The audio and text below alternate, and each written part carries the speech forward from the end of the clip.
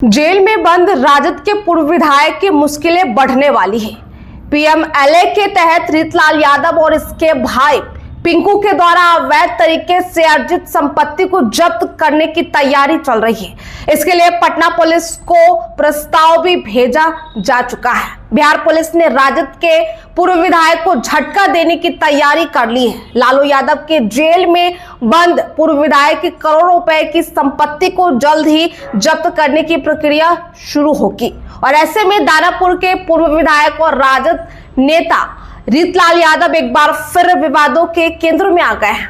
Patna police की विस्तृत जांच रिपोर्ट में दावा किया गया है कि रीतलाल यादव अपने क्षेत्र में संगठित आपराधिक गिरोह का संचालन करते हैं और इसी अवैध गतिविधि के माध्यम से उन्होंने करोड़ों रुपए की संपत्ति अर्जित की है।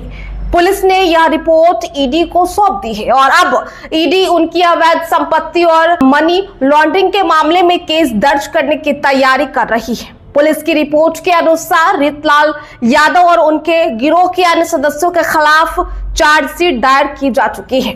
जांच में यह पता चला है कि पूर्व विधायक ने कई सरकारी जमीनों पर अवैध कब्जा कर रखा है और उन पर निर्माण कार्य भी करवा दिया है। अगर बात कर ले सरकारी जमीन पर कब्जे के खुलासे की, तो खगौल थाने में संगठित आपराधिक गिरोह चलाने का केस दर्ज होने के बाद एसआईटी और खगौल पुलिस ने पूर्व विधायक और उनके परिजनों की संपत्तियों की जांच शुरू की है। अब अंचलाधिकारी कार्यालय से भूमि संबंधी दस्तावेजों को खंगाला गया, तब खुलासा हुआ कि दानापुर क्षेत्र में कई कीमती जमीन और फ्लैट रीतलाल यादव उनके रिश्तेदारों और गिरोह के सदस्यों के नाम पर है। रिपोर्ट में यह भी दर्ज है कि अवैध कमाई का इस्तेमाल कर रीतलाल युवाओं को गुमराह करते हैं और उनसे अपराध करवाते हैं। पुलिस के अनुसार उनके गिरोह के अधिकांश सदस्य पहले से ही कई मामलों में आरोपित हैं। आगे आपको बताते चले कि पुलिस जांच में सामने आया है कि मुस्तफापुर मौजा स्थित सूर्य विहार अपार्टमेंट में देवलोक मंदिर के बीच 76 डिसमिल सरकारी जमीन पर रीतलाल ने दबंगई दिखाते हुए 16 दुकानों का निर्माण करा दिया था। इन दुकानों का किराया हर महीने उनके गिरोह के सदस्य सिंटू और सन्नी उर्फ रोहित वसूलते थे। प्रशासन को सूचित करने के बाद 15 मई 2025 को अंचलाधिकारी ने इस भूमि को कब्जा मुक्त कराया। अब सवाल ये कि खुलासा हुआ कैसे, तो देखिए, बिल्डर कुमार गौरव से 50 लाख रुपए की रंगदारी मांगने और जान से मारने की धमकी देने के मामले में रीतलाल यादव, उनके भाई पिंकू और अन्य सहयोगी जेल में बंद हैं। यह मामला 10 अप्रैल 2025 को खगौल थाने में दर्ज हुआ था। इसी मामले की जांच के दौरान पुलिस को पता चला कि पूर्व विधायक संगठित गिरोह का संचालन करते हैं।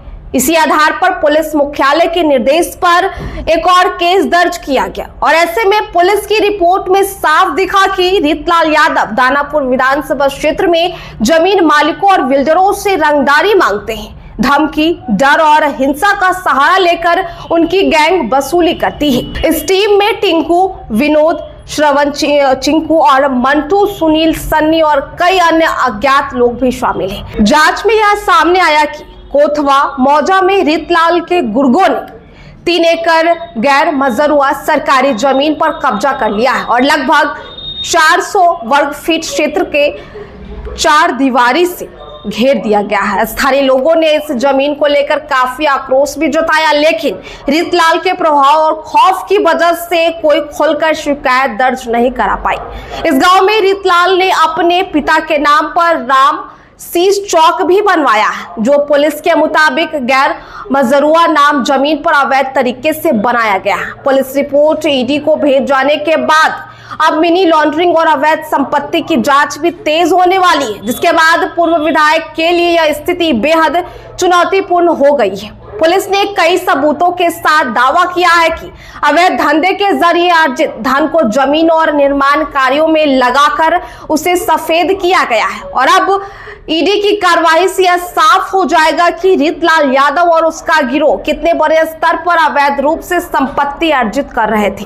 बिहार की राजनीति में इस केस से हलचल मच गई और आगे की जांच पर सभी की नजरें टिकी हुई है। एक तरफ जहां आरजेडी की हार हुई है, तो दूसरी तरफ राबड़ी देवी को उनका आवास खाली करने का नोटिस भेज दिया जाता है। फिर इसके बाद एक बड़ा झटका लग जाता है आरजेडी को कि आरजेडी के पूर्व विधायक को जेल में बंद है, फिर भी अब उन पर और कार्रवाई हो सकती है, उनकी मुश्किलें जो है वो बढ़ सकती है। फिलहाल इस वीडियो को लेकर आपकी क्या राय है हमारे कमेंट बॉक्स में जरूर देंगे, और ऐसी अपडेट्स के लिए हमारे साथ बने रहें। हमारे फेसबुक पेज को फॉलो करें, चैनल को सब्सक्राइब करें। बहुत बहुत शुक्रिया।